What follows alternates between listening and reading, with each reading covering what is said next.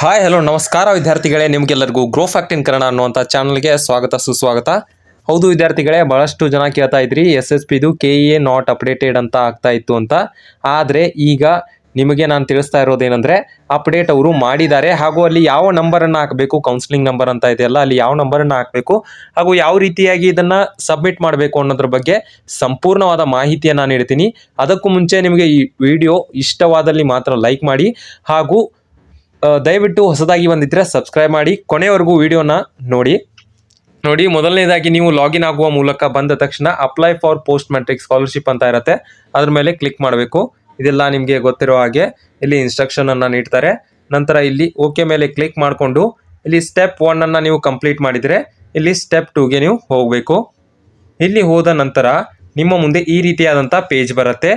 ಇಲ್ಲಿ ನೀವು ನೋಡ್ಬೋದು, ನೀವು ಹೊರ ರಾಜ್ಯದಲ್ಲಿರುವ ವಿಶ್ವವಿದ್ಯಾಲಯದಲ್ಲಿ ಶೈಕ್ಷಣಿಕತೆಯಲ್ಲಿ ವ್ಯಾಸಂಗ ಮಾಡುತ್ತಿರುವಿರಾ ಅಂತ ಕೇಳ್ತಾ ಇದೆ. ಇದಕ್ಕೆ ನಿಮ್ಮ ಉತ್ತರ ಏನನ್ನೋದನ್ನು ಅಲ್ಲಿ ಹಾಕಿ. ಇಲ್ಲಿ ಈ ವಿದ್ಯಾರ್ಥಿ ನೋ ಅಂತ ಇದೆ. ಹಾಗೂ are you studying in 11th or 12th in CBSE ISCSE IGCSE ಅಂತ ಇದೆ. ಈ ವಿದ್ಯಾರ್ಥಿಯದ್ದು ಕೂಡ ನೋ ಅಂತ ಇದೆ. ಹಾಗೂ ಇಲ್ಲಿ ನಮ್ಮ ಏನು ಡೀಟೇಲ್ಸ್ ಇದೆಯಲ್ಲ, ಯಾವ ಕಾಲೇಜಿನಲ್ಲಿ ಅಡ್ಮಿಷನನ್ನು ತೆಗೆದುಕೊಂಡಿದ್ರಿ ಆ ಎಲ್ಲ ಡೀಟೇಲ್ಸ್ ಇಲ್ಲಿ ಶೋ ಆಗುತ್ತೆ.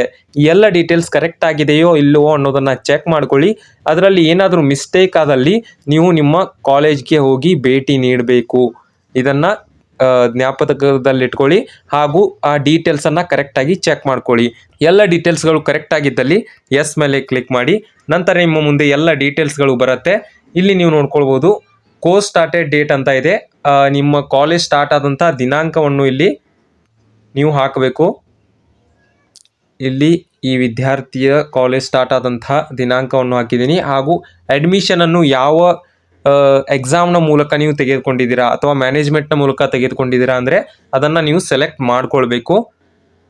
ನಂತರ ಈ ರೀತಿಯಾಗಿ ಬರುತ್ತೆ, ಎಂಟ್ರೆನ್ಸ್ ಎಕ್ಸಾಮ್ ಯಾವುದು ಅಂತ ಕೇಳ್ತಾ ಇದೆ. ಇಲ್ಲಿ CET ಮೂಲಕ ಬಂದಿದ್ದರಿಂದ ಇದನ್ನು ಸೆಲೆಕ್ಟ್ ಮಾಡ್ತೀನಿ.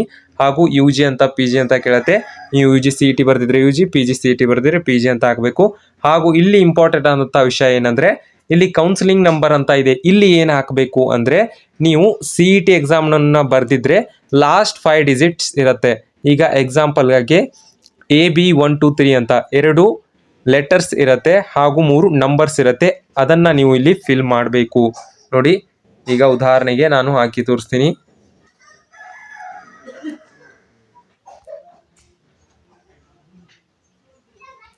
ನೋಡಿ, ಈ ರೀತಿಯಾಗಿ ಹಾಕಿ ನಂತರ ಇಲ್ಲಿ ಇಯರ್ ಅಂತ ಇದೆ, ಕೌನ್ಸಿಲಿಂಗ್ ಯಾವ ವರ್ಷ ಅಂತ ಕೇಳ್ತಾ ಇದೆ.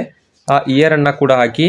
ನಂತರ ಇಲ್ಲಿ ಮೇಲ್ಗಡೆ ಯಾವ ಕೋರ್ಸನ್ನು ನೀವು ತೆಗೆದುಕೊಂಡಿದ್ದೀರಾ ಅನ್ನೋದನ್ನು ಸೆಲೆಕ್ಟ್ ಮಾಡಿಕೊಂಡು ಗೆಟ್ ಡಾಟಾ ಮೇಲೆ ಕ್ಲಿಕ್ ಮಾಡಿದ ತಕ್ಷಣ ನಿಮ್ಮ ಮುಂದೆ ಎಲ್ಲ ರೀತಿಯಾದಂಥ ಇನ್ಫಾರ್ಮೇಷನ್ ಬರುತ್ತೆ.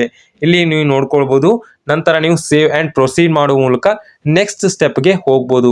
ನೆಕ್ಸ್ಟ್ ಸ್ಟೆಪ್ನಲ್ಲಿ ಏನು ಮಾಡಬೇಕು ಅನ್ನೋದ್ರ ಬಗ್ಗೆ ನಾನು ವಿಡಿಯೋನ ಹಾಕ್ತೀನಿ. ಆದರೆ ಅದಕ್ಕೂ ಮುಂಚೆ ನೀವು ನಿಮ್ಮದು ಡೀಟೇಲ್ಸ್ ಬರ್ತಾ ಇದೆಯೋ ಇಲ್ಲವೋ ಅನ್ನೋದನ್ನು ನೋಡ್ಕೊಳ್ಳಿ. ಹಾಗೂ ದಯವಿಟ್ಟು ವಿಡಿಯೋ ಇಷ್ಟವಾದಲ್ಲಿ, ಇದೇ ರೀತಿಯಾದಂಥ ಇನ್ಫಾರ್ಮೇಷನ್ಗಳು ನಿಮಗೆ ಬೇಕಾದಲ್ಲಿ ನಮ್ಮ ಚಾನಲ್ಗೆ ಸಬ್ಸ್ಕ್ರೈಬ್ ಮಾಡ್ಕೊಳ್ಳಿ. ಹಾಗೂ ಕೊನೆಗೆ ಒಂದು ಲೈಕನ್ನು ಮಾಡೋದನ್ನು ಮರಿಬೇಡಿ. ಕೊನೆವರೆಗೂ ನಮ್ಮ ವಿಡಿಯೋನ ನೋಡಿದ್ದಕ್ಕೆ ಧನ್ಯವಾದಗಳು ವಿದ್ಯಾರ್ಥಿಗಳೇ.